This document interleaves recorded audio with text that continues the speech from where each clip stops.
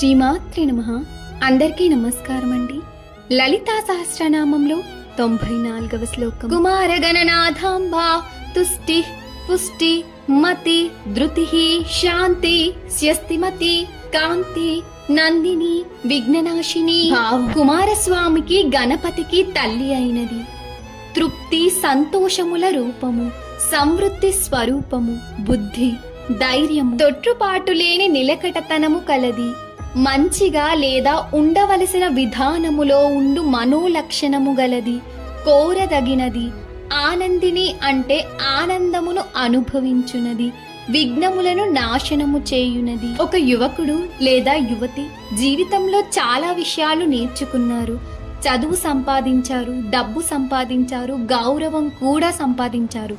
కానీ మనశ్శాంతి మాత్రం దొరకలేదు. అప్పుడు ఒక మహాత్ముని దగ్గరకు వెళ్ళి అడిగారు, నాకు ఇంకా ఏం కావాలి?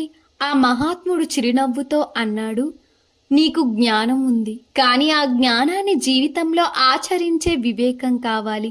అది అమ్మవారి కృప. ఆమె మతి అంటే సరైన ఆలోచనను ఇస్తుంది. ధృతి కష్టాలలో నిలబడే ధైర్యాన్ని ఇస్తుంది. శాంతి మనసుకు ప్రశాంతతను ఇస్తుంది. స్వస్తిమతి జీవితంలో మంగళాన్ని నింపుతుంది. కాంతి వ్యక్తిత్వాన్ని వెలిగిస్తుంది.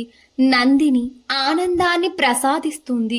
విఘ్ననాశిని మార్గంలో వచ్చే అడ్డంకులను తొలగిస్తుంది. అప్పుడు వారు గ్రహించారు, జీవితంలో విజయానికి కేవలం తెలివి సరిపోదు. మంచి ఆలోచన, ధైర్యం, శాంతి, ఆనందం ఇవన్నీ కలిసి ఉంటేనే జీవితం సంపూర్ణమవుతుంది. అదే ఈ శ్లోకం చెప్పే అందమైన సందేశం. శ్రీమాత్రే నమః.